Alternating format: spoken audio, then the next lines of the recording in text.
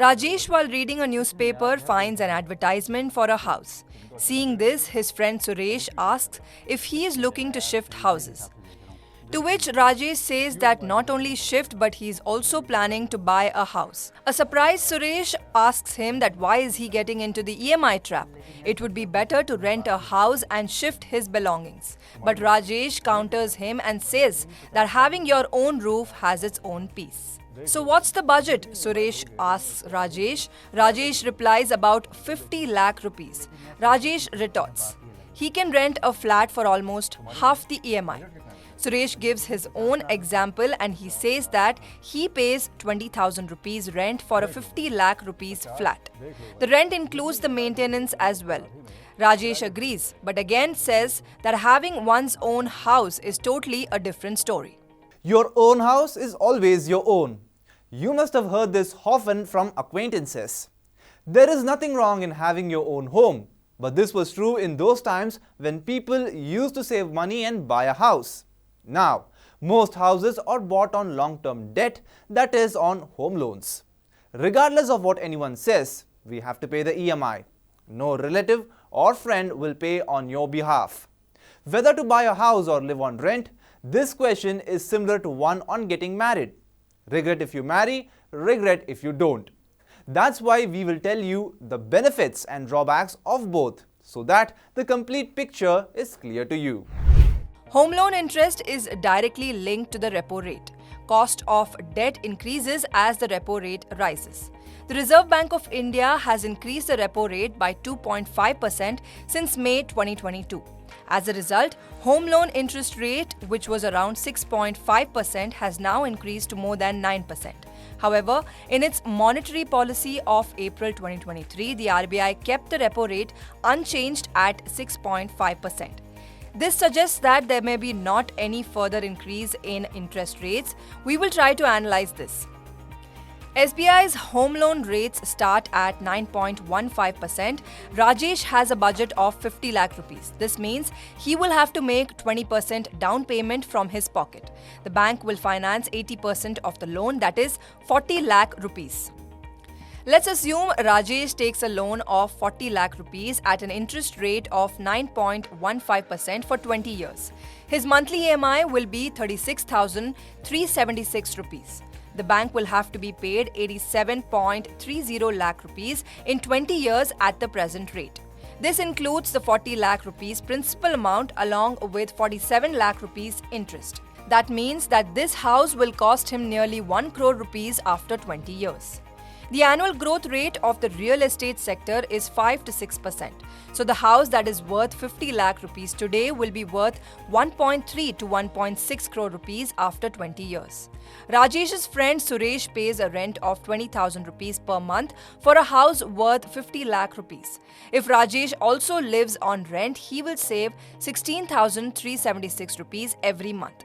Investing the same amount through SIP in mutual funds will yield an estimated return of 12%. You will be able to accumulate a total of 1 crore 58 lakh rupees after 20 years. Investing a down payment of 10 lakh rupees will yield a total of 96 lakh 46,293 rupees, meaning Rajesh will have over 2 crore rupees after 20 years. Clearly, with this amount, he can buy a big and a good house. Mutual funds provide market-based returns, so returns can vary. Depends upon what kind of requirement client has got. Either buying a house or renting would be easy. Rather giving the straightaway answer, I would put it into a very different way. So practically, before buying a house, you should ask yourself, will you be able to fulfill this commitment for next 20 years? Okay, how will you do that?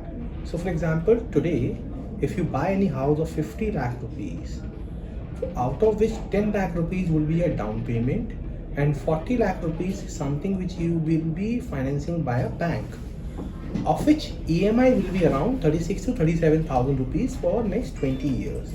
Now let's see what are the pros and cons of buying a house and renting it. Staying on rent is cheaper than making EMI payments. There is no hassle of down payment. You can easily change your house. Meanwhile, by paying EMI, you're building an asset, that is, the property. Under Section 80C, you can get a deduction of up to 1.5 lakh rupees on principal repayment of home loan. You can also get a deduction of up to 2 lakh rupees on interest payment under Section 24. You will also get rid of hassle of shifting and dealing with the landlord. On the other hand, forget about the money you are paying as rent because that money will neither come back nor give you any returns. Rent increases by 8 to 10% every year. Without the landlord's permission, you cannot make any changes of the layout of the house. However, to buy a house, you will have to bear the burden of expenses such as down payment, stamp duty and registration charges apart from the EMI. If you need money, you won't be able to sell the house immediately. 37,000 rupees EMI, will you be going to easily adjust in your cash flow? That's point number one. Point number two, in this case, that the house which you are buying, will you going to use for next 10-20 years? Because see what happened, given the fact we work in private jobs, our job certainty is not there. We might need to relocate. That's one. If buying a house would be not depend only upon the financial decision, but also a lot of external factor. Okay, that's one. Two, in looking at the investment point of view, in India, the real estate does not grow more than 6 to 8%. I mean, it's more or less like an inflation plus 1 or 2% kind of asset class. Whereas the interest which you are paying in a loan is around 9.5%. So if you qualify in 30% tax bracket, then it might get reduced because you will be saving tax. Else what will happen, 50 lakh rupees property 3 years down the line will become 1.3.